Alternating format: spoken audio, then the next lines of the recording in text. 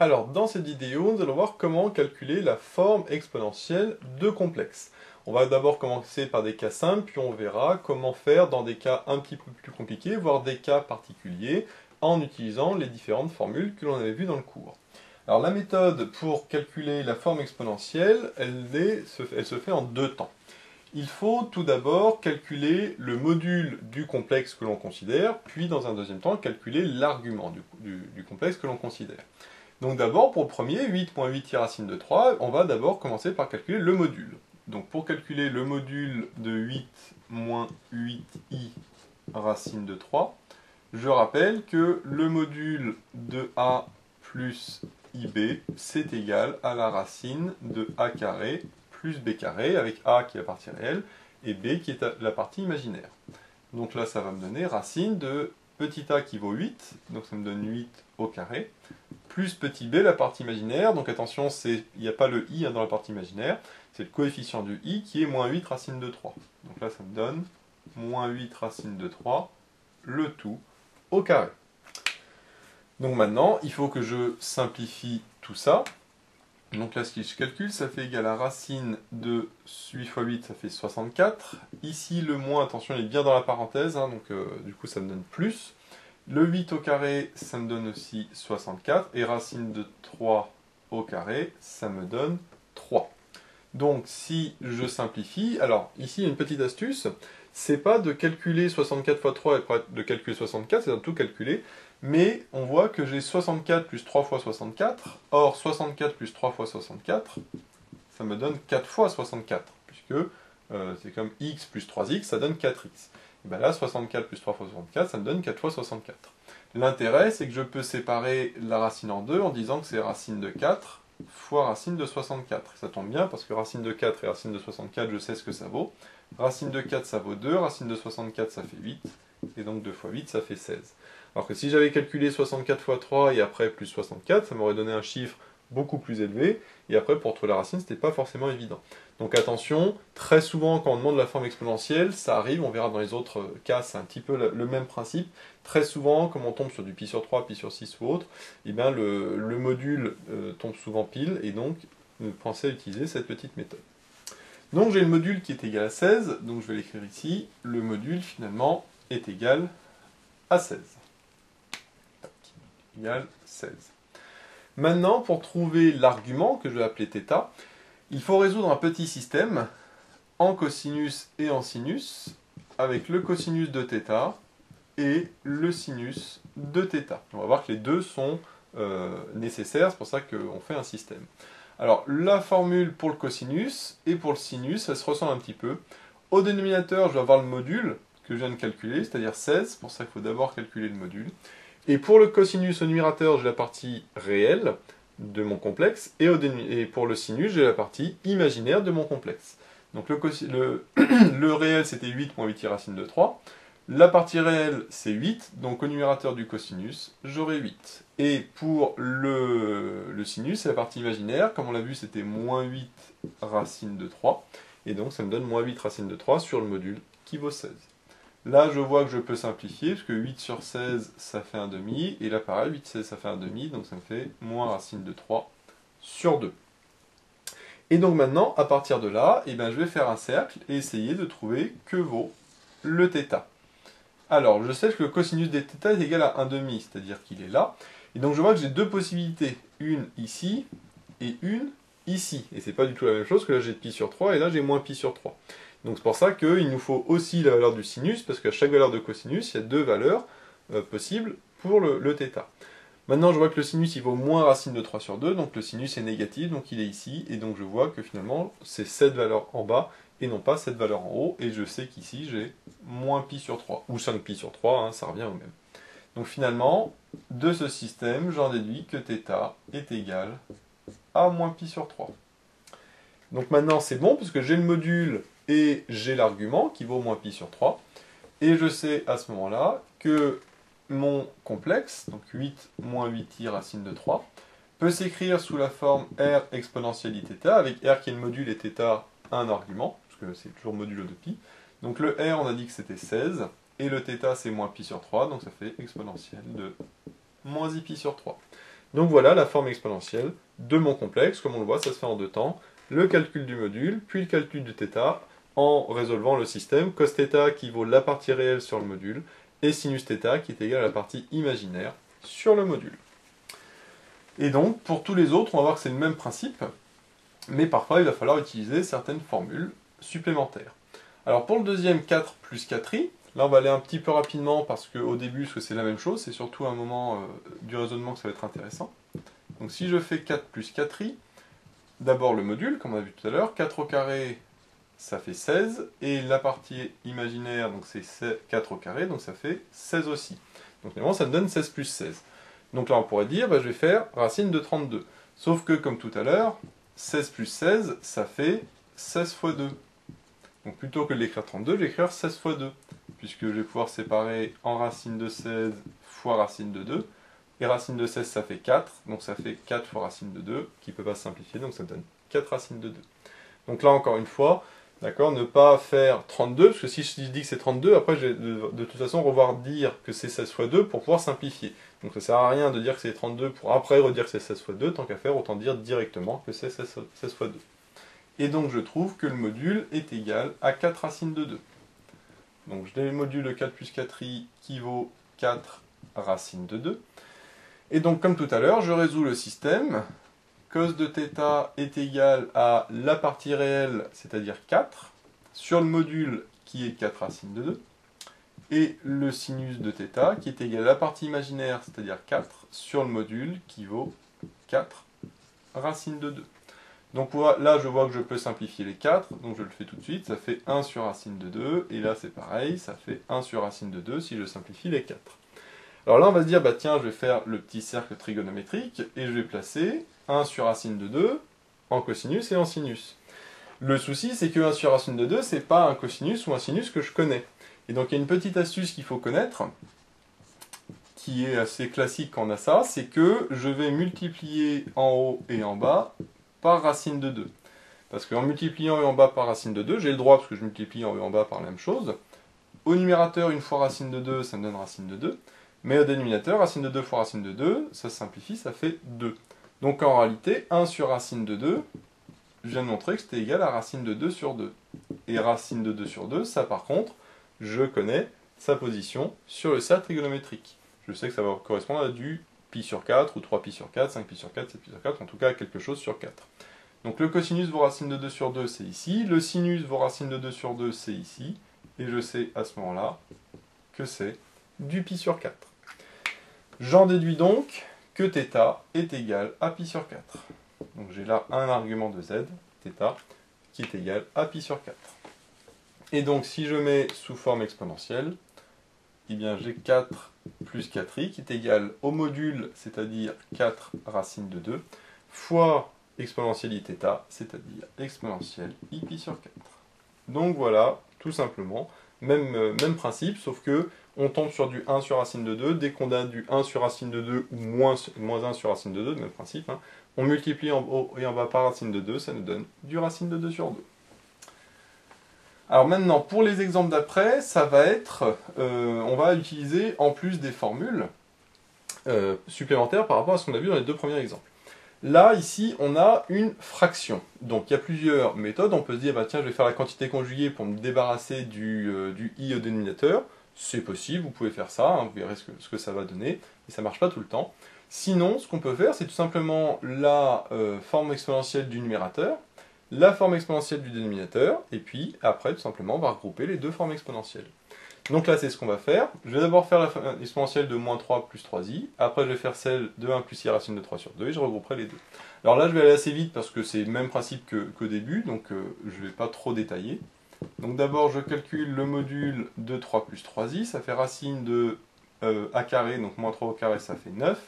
Le 3 au carré, ça fait 9 aussi. Donc finalement, ça me fait 9 fois 2. Racine de 9, ça fait 3. Donc ça donne 3 racines de 2. Donc j'ai le module qui vaut 3 racines de 2. J'ai donc le cosinus de θ qui est égal à la partie réelle, c'est-à-dire moins 3 sur 3 racines de 2 sur le module.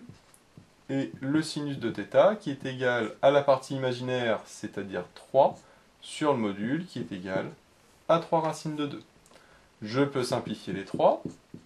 Ça me donne moins 1 sur racine de 2. Et là, pareil, mais il n'y a pas de moins, donc ça donne 1 sur racine de 2. Et donc là, comme tout à l'heure, j'ai du 1 sur racine de 2. Donc je multiplie au numérateur et au dénominateur par racine de 2, ça me donne moins racine de 2 sur 2. Parce qu'attention, il y a un moins. Et ici, par contre, j'ai pas de moins, donc ça me donne racine de 2 sur 2. Si je regarde sur un cercle trigonométrique, le cosinus vaut moins racine de 2 sur 2, donc ça veut dire qu'il est ici. Par contre, le sinus vaut plus racine de 2 sur 2, donc il est ici. Et je vois à ce moment-là que j'obtiens du 3pi sur 4. Dès que c'est du racine de 2 sur 2, de toute façon c'est du sur 4, hein, et on sait que c'est les chiffres impairs, 1, 3, 5, 7. Donc ici c'est 3pi sur 4. J'ai donc θ qui vaut 3pi sur 4. Et en définitive, j'en déduis que moins 3 plus 3i est égal au module, c'est-à-dire 3 racine de 2, fois eiθ, donc exponentielle de 3i pi sur 4. Donc ça c'est pour le numérateur. Maintenant on va faire le dénominateur. Donc là, je ne vais pas tout effacer, hein, on va juste réécrire cette partie-là. Donc là j'ai module de 1 plus i racine de 3, toujours d'abord le module. Donc ça fait racine de a carré, donc ici fait 1. B carré, racine de 3 au carré, ça fait 3. Là par contre je vais additionner, hein, 1 plus 3 ça fait 4, ça fait racine de 4 qui finalement me donne 2. Donc cette fois-ci, le cosinus et le sinus, il faut que je les change un petit peu, parce que là, ça ne va pas du tout être pareil, et le θ non plus. Donc le cosinus, c'est la partie réelle, c'est-à-dire 1 sur le module qui est 2, et le sinus, c'est la partie imaginaire, c'est-à-dire racine de 3, sur le module qui est 2 aussi. Donc là, c'est parfait, parce que j'ai directement 1,5 racine de 3 sur 2, je n'ai pas besoin de simplifier, puisque je sais placer ce cosinus et ce sinus sur le cercle. Le cosinus vaut 1,5. Le sinus vaut racine de 3 sur 2, c'est ici, je sais que ça me donne du pi sur 3. Donc j'ai θ qui est égal à pi sur 3. J'en déduis donc que 1 plus i racine de 3 sur 2 est égal au module, donc 2 fois eiθ, c'est-à-dire exponentielle i pi sur 3. Donc voilà ce que je trouve pour le dénominateur. Et donc maintenant, je vais tout simplement pouvoir regrouper les deux en remplaçant la forme exponentielle de chacun. Donc j'ai 3 plus 3i divisé par 1 plus i racine de 3, qui est égal. Alors au numérateur, on a vu que c'était égal à 3 racine de 2 fois exponentielle de 3i pi sur 4. Et au dénominateur, j'ai vu que ça fait 2 exponentielle i pi sur 3. Et bien là, je vais tout simplement pouvoir regrouper les deux, enfin les deux modules et les deux exponentielles. Parce que là, je peux mettre les réels devant, ça me fait 3 racines de 2 sur 2. Et là, j'ai ei 3pi sur 4 divisé par ei pi sur 3. Mais là, moi, ce que je sais, d'après les formules sur l'exponentielle, c'est que eiθ divisé par ei de θ', c'est exponentielle i θ moins θ'. C'est l'argument du haut moins l'argument du bas, ça c'est les formules de l'exponentielle. Donc ça me fait exponentielle i, ici 3pi sur 4, moins le pi sur 3, qui est ici. Tout simplement, je regroupe les deux exponentielles en les soustrayant, c'est celui du haut moins celui du bas. Tout simplement en appliquant les formules de l'exponentielle. Alors je peux simplifier bien sûr l'exponentielle. Donc là, ça me donne 3 racines de 2 sur 2, exponentielle i. Alors là, je sur 4 et sur 3, donc ça va faire sur 12. Là, si je multiplie par 3, ça fait 9pi sur 12. Donc là, à gauche, j'aurai 9pi sur 12. Là, je multiplie par 4, ça fait moins 4pi sur 12. 9 moins 4, ça fait 5. Donc ça me donne 5pi sur 12. Donc voilà, finalement, la forme exponentielle avec l'argument de tout ça qui vaut 5pi sur 12. Et donc si jamais vous aviez testé la formule en faisant la quantité conjuguée, vous auriez eu des difficultés à trouver la forme exponentielle parce que le cosinus et le sinus de 5pi sur 12, on ne peut pas les trouver de manière évidente. Par contre, ça pourrait être une méthode pour justement trouver le cosinus et le sinus de 5pi sur 12 en faisant par identification avec la forme algébrique qu'on aurait trouvée de ce complexe en faisant la quantité conjuguée. Donc ça c'est une méthode qu'on verra dans une autre vidéo, comment trouver le cosinus et le sinus de pi sur 12 ou de 5pi sur 12 par exemple, en utilisant un complexe avec sa forme exponentielle et sa forme algébrique. Donc ça c'est quand on a une fraction, on voit que tout simplement je fais la fraction du numérateur, la fraction du dénominateur, et après je regroupe les deux, notamment avec la formule de l'exponentielle. Ici c'est pareil, sauf que j'ai une puissance 5. Et bah c'est pas grave, je fais au début comme si j'avais pas la puissance 5, donc je vais faire la forme exponentielle de 2i racine de 3 moins 2, et tout simplement après je mettrai la puissance 5. je ne m'occupe pas au début de la puissance 5, donc je fais le module de ça. Donc c'est racine de la partie réelle, attention la partie réelle c'est moins 2, hein, c'est pas 2, parce que là c'est ici, on a inversé avec le i au début. Alors c'est pas grave, ça change rien, parce que là c'est moins 2 au carré, ça fait 4. 2 racine de 3 au carré, 2 au carré ça fait 4, racine de 3 au carré ça fait 3. Donc là ça me donne 12 plus 4, donc finalement ça fait 16. Donc là ça me donne racine de 16, ce qui me donne 4. Donc le module vaut 4. J'ai donc le cos θ qui est égal à la partie réelle, attention la partie réelle indique que c'était moins 2, sur le module qui vaut 4, et le sinus qui vaut la partie imaginaire, c'est-à-dire 2 racine de 3 sur le module qui vaut 4. Là par contre il faut que je simplifie, moins 2 sur 4 ça me donne moins 1,5, là pareil je simplifie par 2, ça me donne racine de 3 sur 2.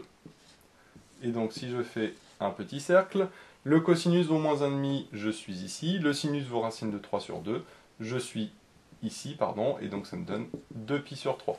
J'ai donc θ qui vaut 2pi sur 3, j'en déduis que 2i racine de 3 moins 2 est égal au module, c'est-à-dire 4, fois exponentielle iθ, donc exponentielle de i 2pi sur 3. Maintenant, il faut que je rajoute la puissance 5. Et bien, c'est pas grave, c'est très simple. Si je mets à la puissance 5 ici, je mets tout simplement à la puissance 5 ici. Et là, comme j'ai un fois entre les deux, je sais que je peux distribuer. Ça me donne 4 puissance 5 fois exponentielle de 2i sur 3, le tout à la puissance 5.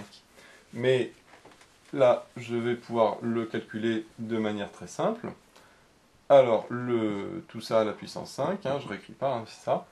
C'est égal alors, à 4 puissance 5, je vais le laisser parce que ici ça n'a pas trop d'intérêt de le calculer. Et là, pour faire ça puissance 5, je fais 2i sur 3 fois 5, et donc ça me donne 2 fois 5, 10. Donc ça fait exponentielle de 10i sur 3. Alors 10i sur 3, je peux le simplifier éventuellement, hein, parce que je sais que c'est 6pi sur 3 plus 4pi sur 3. Ça c'est 10pi sur 3. 6 plus 4, 6pi sur 3 ça fait 2pi, donc finalement ça me donne comme 4i sur 3. Donc soit je le laisse comme ça, 10pi sur 3, soit je dis que c'est comme 3pi sur 3, si on est modulo 2pi, mais sinon je peux le laisser comme ça, hein, il n'y a aucune difficulté particulière. Donc voilà un petit peu l'idée quand on a une puissance, hein, on met tout simplement le module à la puissance considérée, ainsi que l'exponentielle, mais pour mettre l'exponentielle, on voit qu'on fait fois, hein, on ne fait pas ça, le θ puissance 5, on fait le θ fois 5. Donc quand il y a une puissance, aucune difficulté particulière. Maintenant, on va terminer par les cas particuliers. Donc pour faire les cas particuliers, il faut d'abord rappeler sur le cercle trigonométrique quelle est la forme exponentielle des points, ce qu'on appelle les points cardinaux, on va dire, qui sont les points qui sont aux extrémités du cercle, c'est-à-dire le point qui est ici, c'est-à-dire qui est égal à i, le point ici qui est égal à moins i, et le point ici qui est égal à moins 1. Le moins i n'est pas trop important, c'est surtout le i et le moins 1 qui sont importants. Le i, comme il est sur le cercle, son module c'est 1, et son argument, on voit que c'est pi sur 2 parce qu'il est sur l'axe des imaginaires purs. Donc le i, on avait vu dans le cours, c'était exponentielle i pi sur 2. Parce que son module c'est 1, donc devant j'ai 1. Moins 1 c'est pareil, son module c'est 1, et son argument lui par contre c'est pi, donc ça fait exponentielle i pi. Donc là maintenant c'est très facile, alors, on peut rajouter si on veut le moins i, lui par contre c'est moins pi sur 2, donc on peut dire que c'est exponentielle de moins i pi sur 2. On peut s'en servir également. Du coup, si j'ai 5i, et bien 5i c'est facile, je sais que i c'est exponentielle i pi sur 2. Donc ça me donne 5 exponentielle i pi sur 2. Et donc là j'ai rien à faire, puisque 5 c'est bien le module, et pi sur 2 c'est l'argument. Maintenant, si on fait moins 9i, donc là, attention, le module doit être toujours positif, donc c'est comme si j'avais 9 fois moins i. Je ne peux pas dire que le module c'est moins 9 et dire que c'est moins 9 exponentielle i pi sur 2, parce qu'un module doit toujours être positif, donc je ne peux pas dire que c'est moins 9. Donc c'est pas grave, le moins je le mets avec le i, ça fait 9 fois moins i, et moins i on a vu que c'était exponentielle de moins i pi sur 2. Donc ça me fait 9 exponentielle de moins i pi sur 2, tout simplement. Ensuite on a moins 7. Alors si je fais moins 7, et ben, je vais dire que c'est 7 fois moins 1, et moins 1, on a vu que c'est exponentielle i pi, donc ça me donne 7 fois exponentielle i pi.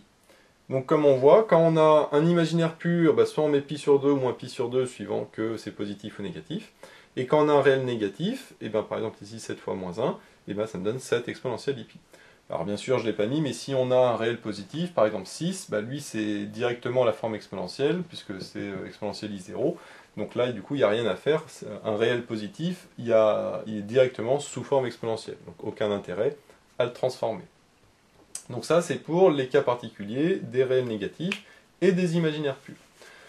Le dernier cas, c'est quand on a quelque chose qui est déjà sous forme exponentielle, mais avec un moins devant. Par exemple, moins 3 exponentielle pi sur 9. Alors ça, il ne faut surtout pas dire que c'est la forme exponentielle, parce que le moins 3 est négatif. Donc le moins 3 ne peut pas être le module, parce qu'un module, c'est toujours positif. Donc ça, c'est pas la forme exponentielle, puisque le réel devant l'exponentielle est négatif. Donc, pour trouver la forme exponentielle, c'est très simple. Il suffit de dire que moins 3, c'est égal à 3 fois moins 1, ça vaut bien moins 3, et l'exponentielle, je n'y touche pas. Et maintenant, on va tout simplement remplacer le moins 1 par ce qu'on a vu, c'est-à-dire exponentielle ipi. Donc là, ça me donne 3 exponentielle ipi fois exponentielle ipi sur 9. Et là, je vais regrouper les exponentielles, parce que je sais que eiθ plus eiθ', c'est l'exponentielle iθ plus θ'. C'est-à-dire que je fais pi plus pi sur 9. Un peu comme tout à l'heure, quand c'était une fraction, c'était le haut moins le bas, hein, θ moins θ'.